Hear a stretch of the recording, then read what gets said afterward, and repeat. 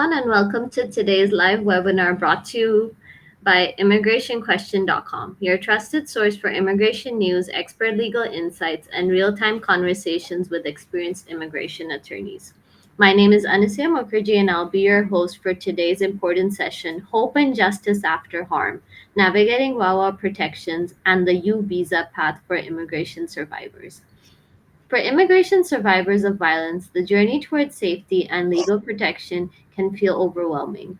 Many face the dual challenge of healing from harm while also navigating a complex immigration system that can feel intimidating and unclear.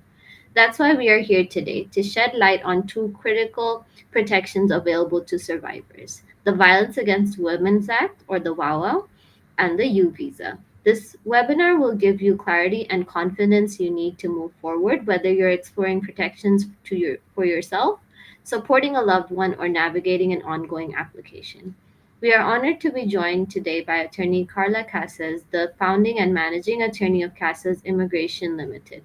Born in Peru and an immigrant herself, attorney Casas has dedicated more than 20 years to defending immigrant rights with a background in family immigration, humanitarian protections, removal defense, and federal litigation. She has guided countless survivors through the complexities of VAWA and U visa protections. Her personal journey and deep courtroom experience make her uniquely qualified to provide both expertise and compassion in this area of immigration law. You are welcome, Attorney Casas. We're thrilled to have you with us today. Thank you. I'm happy to be here. Right, thank you. Before we dive in, a quick but important reminder. ImmigrationQuestion.com is a two-in-one platform that connects users with licensed immigration attorneys. We are not a law firm and are not affiliated with AILA or USCIS. All legal services are provided independently by attorneys in our network. So let's start with the first question. Attorney Casas, to begin, can you break down the main differences between a VAWA self petition and a U visa, and how can someone determine which option best fits their situation? Sure. Both the U visa and VAWA are meant to protect victims of various types of abuse, of crimes. But the VAWA, we'll start with VAWA, that is based on you have to have a qualifying relationship with the abuser. So it could be your US citizen or legal permanent resident spouse if they're abusive to you, or if it's your child over 21 who is a US citizen or legal permanent resident, or if you're under 21, it could be your parent who has status and is abusive to you.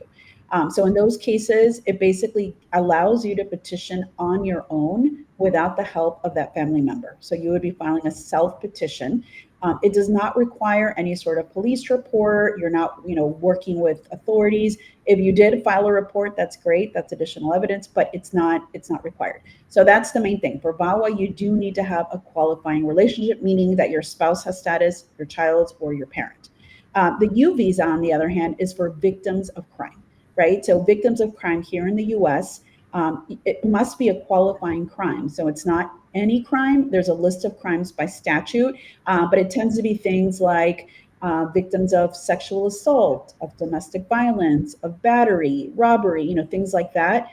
And if in those situations for the U visa, you do have to have filed a report, with the authorities, because the authorities have to be the ones to sign a certification for you to move forward with your U visa.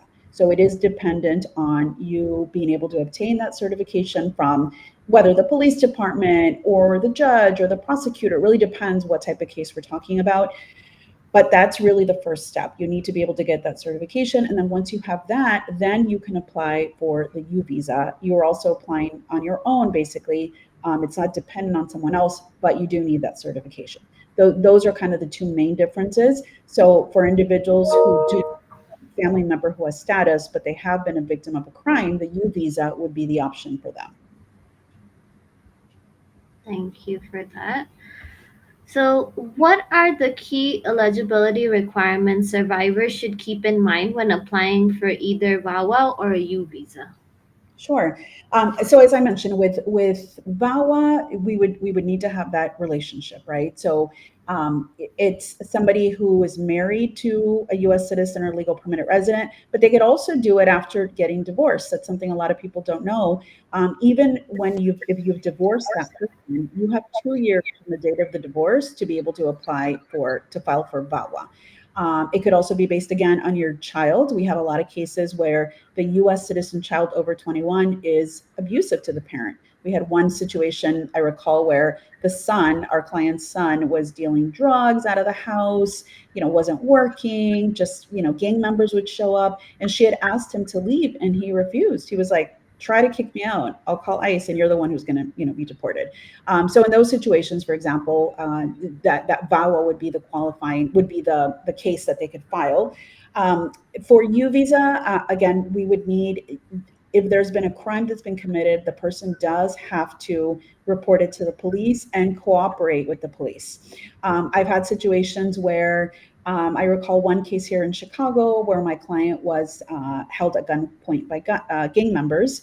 And he, reported it to the police, and then they wanted him to testify.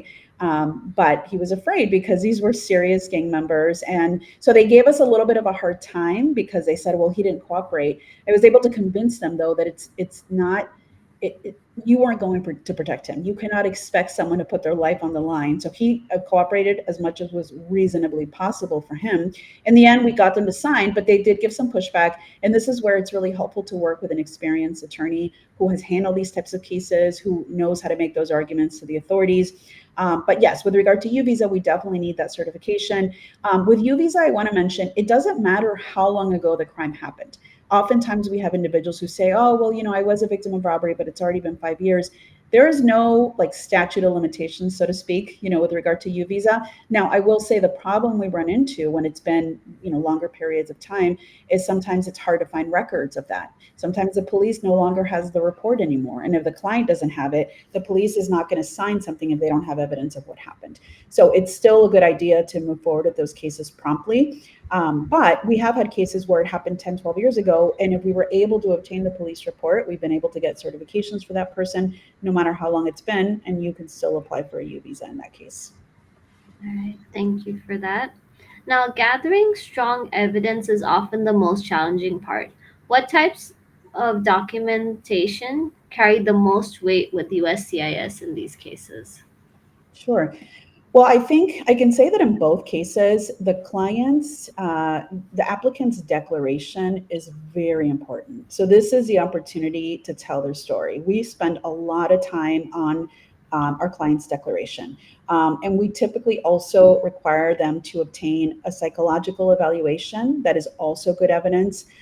We have several therapists that we work with that are very skilled when it comes to working with victims of crime, of abuse. And so those are two really important pieces. There are times when there is not a lot more. We get creative, and this is again where an attorney who's handled many of these cases can be really helpful to help you find, come up with more evidence, think of things you can include. But if there has been, for example, a police report, obviously that's really helpful for U visa, as we said, it's a requirement, right? But even for VAWA, if the person has filed a police report regarding the abuse, then we want to include that.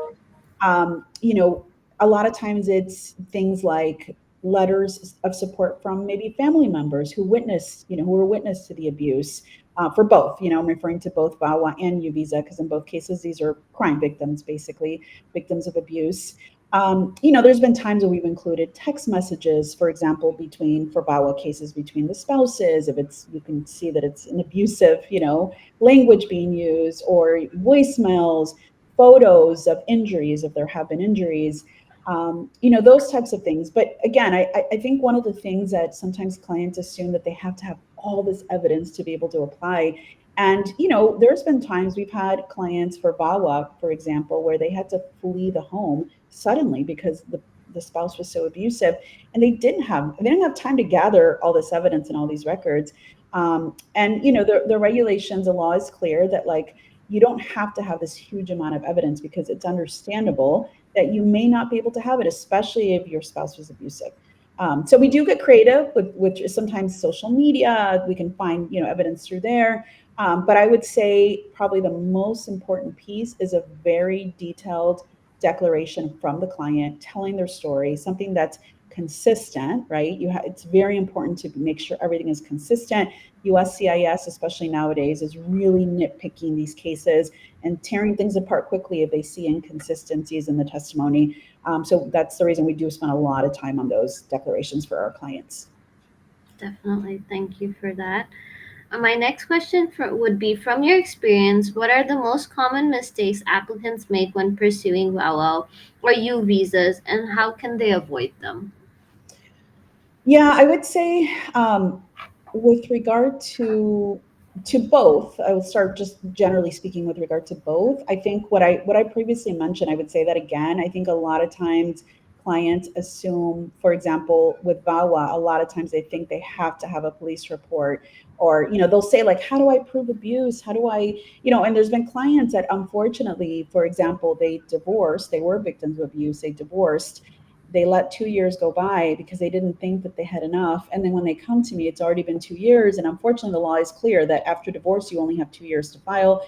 And in those situations, it's so hard because I have to tell them, like, we could have filed, we didn't need all of that, but now we can't because it's been 2 years and you let the time expire.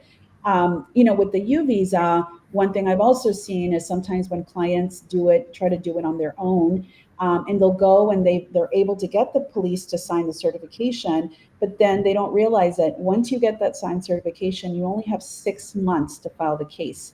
And I've seen that situation too, where the client let it expire, and you can't file. You have to go back to the police, and oftentimes they don't want to sign another one.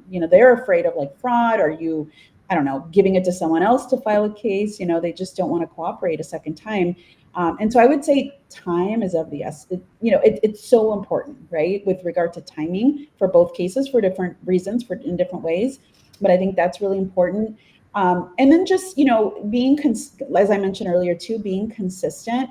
I think it's so important. Like, we thoroughly review our cases. We have different levels of review in my office. I have paralegals who prepare the first draft, and then an attorney will review, and then I will, as a managing attorney, a lot of times I'll review, especially the tricky cases, to make sure everything is consistent. Because if you're saying one date here and then a different date shows up somewhere else, or even with the psychological evaluation, if that's not consistent with the declaration we prepared. So I think all of those things have to like check off the list. You have to make sure you're submitting a strong case. Again, especially right now under the current administration, things are just getting more difficult, and they're really scrutinizing things, looking at things a lot closer. So I would say those are some of the things that I've seen, in terms of mistakes that clients might make. Definitely. So, how do VAWA and U visas serve as pathways not just to safety but also to permanent residency and long term stability in the US? Well, and this is the reason why I love these two types of cases. They are both a path to a green card. The idea behind both of these statutes that created the U visa, VAWA, is to be able to give this person who has been a victim of crime, who has been, feels so vulnerable, to give them the power to be able to, on their own, go forth and apply for this stability in this country. With VAWA, it's giving the person the freedom of not feeling like they're controlled by their abusive spouse and they have to stay with them, which I've seen many times, right? I need to get that green card. I can't afford to leave him. And again, people a lot of times don't even know that VAWA is an option, so they do stay, even with VAWA, because they're not aware of VAWA. And so it gives them that the power to be able to move on their own, to be able to apply and eventually be able to get a green card. Because the U visa, for example, leads to a green card. When you get the U visa, I will say the U visa, it's very long time processing times right now. So it's not a quick fix. I always tell clients when they come, that's the first thing I tell them. It's going to take several years to get your U visa approved. However, the time is going to pass anyway. So whether you're doing this or doing nothing, the time's still going to pass. But the U visa, once you do get an approval, you're going to have that U visa for 3 years. And after the 3 years, you can apply for a green card. And it's actually sorry, it's for 4 years, but after 3 years, you can apply. So typically, we do encourage clients to apply right away as soon as they're eligible for the green card. So the U visa will lead you to the green card. With VAWA, it's the VAWA is actually, if you're doing VAWA and the green card application together, I will mention that this is, again, why it's very important to speak with an attorney about this, because not everybody will be eligible for both the VAWA visa and the green card. For various reasons, sometimes the individual can only do VAWA, which will still give them a benefit. But if they're eligible for VAWA and the green card, then it'll take about, I think right now it is at about 4 years, but it's something that will get them to the green card. It's basically a green card application for that person. And then from there, after they've completed the correct amount of time, they can apply for to become a U.S. citizen. Definitely. Thank you so much, Attorney Casas. This session has so far been really insightful. To everyone joining us from Facebook, YouTube, and LinkedIn, thank you so much for being here. Whether you're a legal professional, community advocate, or someone just looking to understand this better, we're grateful to have you. And if this is your first time with us, welcome. We're immigrationquestion.com, a meeting ground between immigration attorneys and individuals seeking answers to immigration questions.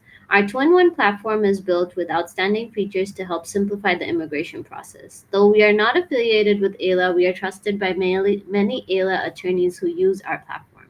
With immigrationquestion.com, you can also ask your immigration questions for free in any language and get connected with a licensed immigration attorney for legal guidance. And yes, just like many of our users, you may also receive a free confidential initial consultation. Just visit www.immigrationquestion.com to learn more. And it gets better. We just launched our new mobile app designed to make access even easier whether you're a user or an attorney. Now, Attorney Casas, as an immigrant yourself with extensive experience defending immigration rights for over 2 decades of legal experience, how would you describe the impact immigrationquestion.com is having on the immigrant community and on immigration attorneys like yourself? I mean, I think right now I am supportive of any platform that gets, correct information out to immigrants. Right now, there's such an overload of information coming from different sources, and it's difficult to know who to trust, right? So, to the extent that there are more platforms out there that are vetting the information that they're sharing, that they're collaborating with attorneys who can make sure they are, getting out the right information. I think that's so valuable right now. I can say that having arrived in this country in the 1980s, I'm originally from Peru, at that time we had no information because there was no internet. I mean, it was such a different time and it was just very scary. Even as a child, I'm the oldest, so I was always trying to guide my parents and it was so difficult to find information. So I appreciate the fact that now there is a lot more out there. However, now we have the flip side of that you don't know who to believe, who to trust. So I think it's really important for individuals to find the platforms where they vetted them and they know I can trust what they're telling me. I can guide myself by the information they're putting out there. Definitely. Thank you so much for that. It is gratifying to know that both immigrants and attorneys benefit immensely from our platform. So finally, we get into the Q&A session. But before that, what advice would you give to survivors who feel fearful or discouraged about beginning the process? First, I don't blame them. I can totally understand the fear because things are changing so rapidly. But I think the first thing is knowing that when you speak to an immigration attorney, any information that you give them is confidential. It's not going to leave their office. I know that some individuals are afraid to even do that, right? To reach out to an attorney because they think that might have repercussions. But I think it's really important to get that out there. Anything a client tells me with regard to their case in my office, even obviously during the initial consultation, even if they don't hire me, that is confidential information. So I think it's really important to at least, find a good attorney and at least have that initial consultation so that you know what to expect. One of the things actually just happened in my office last week is we had a young woman who called us. She's a U.S. citizen, but both of her parents are undocumented, and she's young. She's just turned 18, and both of her parents were detained by ICE here in Chicago. ICE actually came to their house, was staking out the house, and then detained both of her parents. So she called in a panic. I mean, my heart broke for her. She had no idea what to do. But when I'm trying to ask her the questions that we need to know about the parents' background, and she knew nothing. She knew nothing about their background. She didn't know if they've been arrested before, if they've exited and entered the country, all these things that are important to know so that I know how to move forward with their case. She just didn't know. And so that I spoke to my staff that day and I was like, we need to get the word out to individuals. Don't wait until you're detained by ICE. Do it now. Have that initial consultation so that you are clear what your options are. Is there a way to fight your case? Is it worth spending the money? Because yes, we all know lawyers are expensive. But if you have a good shot, it is worth, that is money going towards your future here in the US, your stability. But in some situations, unfortunately, there isn't a way to fight. And it's important to know that as well, because otherwise you're spending all this money when, in the end, you might end up being deported and you're going to need that money in your home country. So I would say, absolutely now is the time to do it. Don't wait until, I know it's scary, but it's going to be much scarier once you're detained by ICE and that is the worst time to be making these important decisions about how to move forward with your case. Thank you so much for that. Now we're moving on to our live Q&A session. So if you've got a question for Attorney Casas, now is your moment. Drop your questions in the chat or call us live at 516-703-3483. All right, our first question is, my husband is a US citizen, but he controls all the immigration paperwork and threatens to withdraw the petition and makes the whole process unbearable. If I leave him, can I still apply for legal status without his help? So it's possible that in this type of situation, that VAWA might be an option. And again, without knowing all of the details of the person's case, we can't say for sure. But absolutely, if you are married to a citizen who is being controlling, abusive, using your status to make you feel like you have to go along with whatever they say because they're in control, that sounds like abuse to me. And I think it's definitely worth exploring the option of VAWA, which would allow you to do this on your own. And I will mention, completely confidential. He will never know. That's one of the biggest concerns from clients. Is this person going to be notified that I'm doing this? Is it going to make it worse? This is completely confidential. Immigration will never call that person. They cannot. I mean, there's times when the person is truly, their life is in danger. And if immigration were to contact this person, it's just going to make it worse. So it is absolutely confidential. It's a self-petition. So you are not relying on him. You are doing it completely on your own. And he will never find out unless you tell him this is how you got your green card. So I absolutely would encourage you to explore VAWA as an option.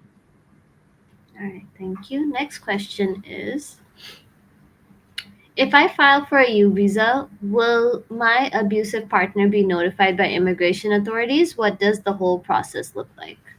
Yeah, absolutely not. The same thing for uvisa. Absolutely not. They will never notify, the abuser. And that's also fully confidential. When you apply for the uvisa, those records have extra protection because of the sensitive nature.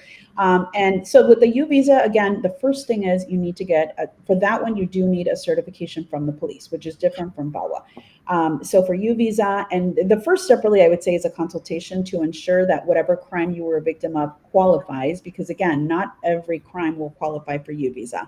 So that's usually the first step, is we'll determine that based on looking at the statute or what they could have charged the person with, or if they did charge them.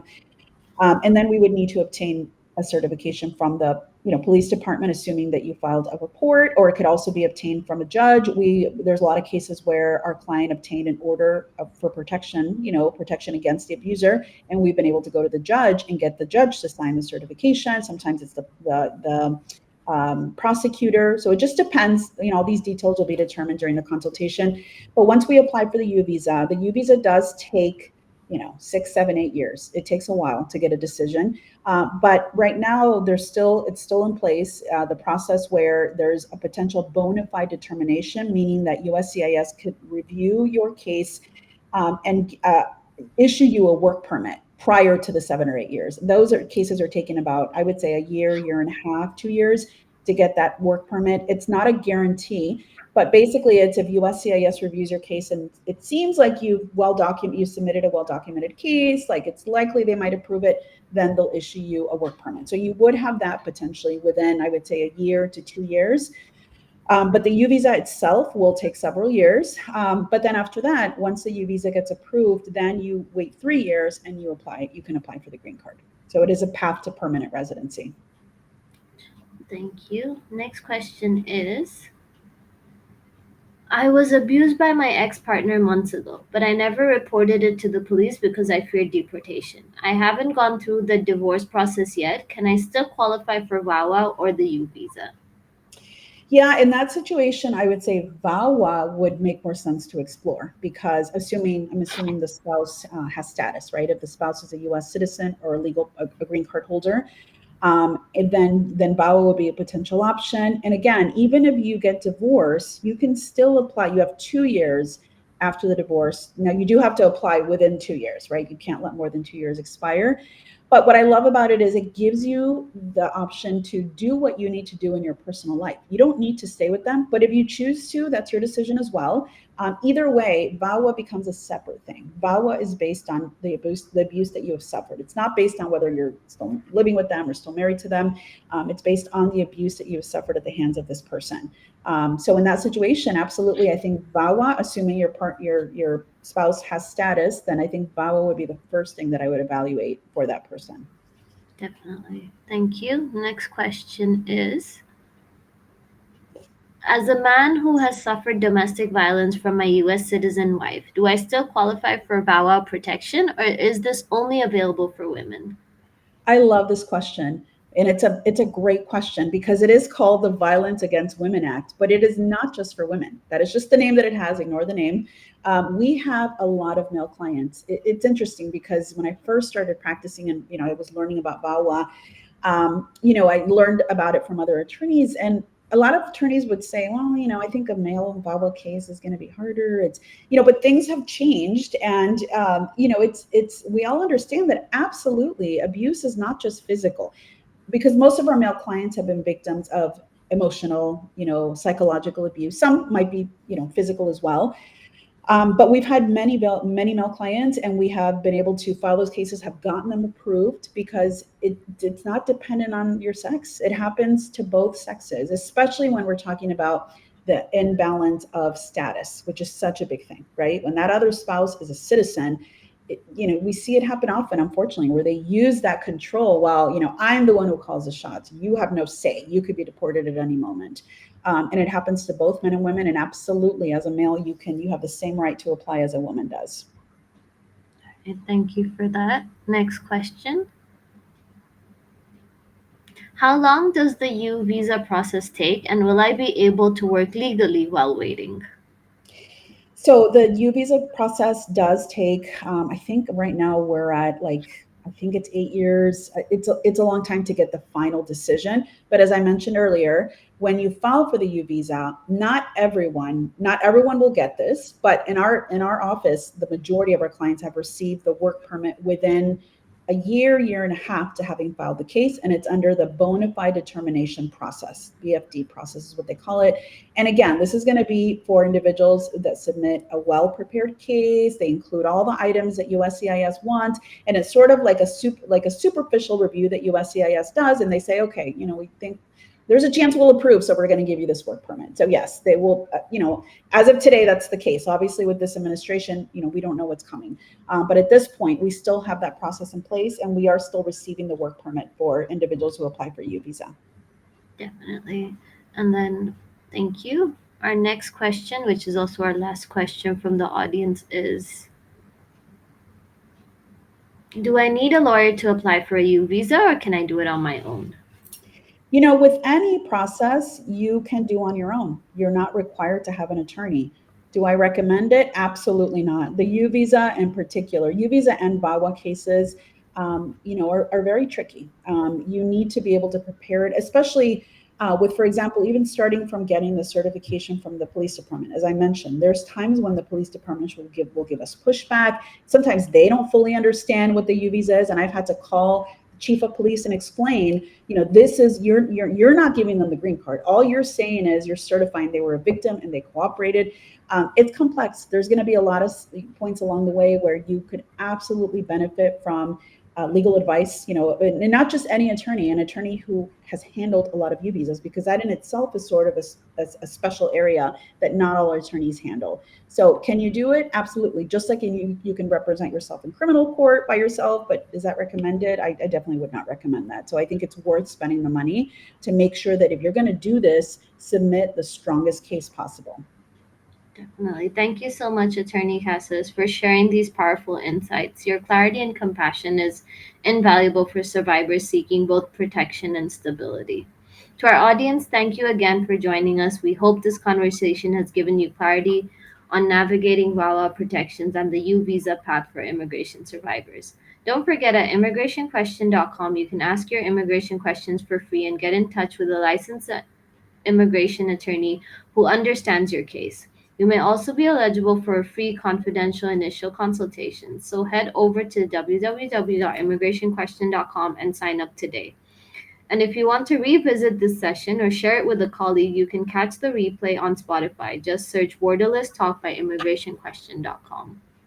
Before we wrap up, it's worth mentioning that attorney Naresh M. Gehi, the founder of immigrationquestion.com, was recently invited to speak at the Queens County Bar Association CLE session on seeking magnanimous relief on immigration matters. Being called to lead discussions like this is a reminder of the trust and recognition immigrationquestion.com has earned in the legal community. And that's the expertise and leaderships we bring, making sure that you are always have the right guidance, the right tools, and the right strategies to move forward with confidence. Join us again on Friday for another enlightening conversation. You won't want to miss it. Thank you so much again, Attorney Casas. We can't Okay. wait to have you back again. Thank you so Thank much. you. Have a great day. You Bye too. bye. Bye bye.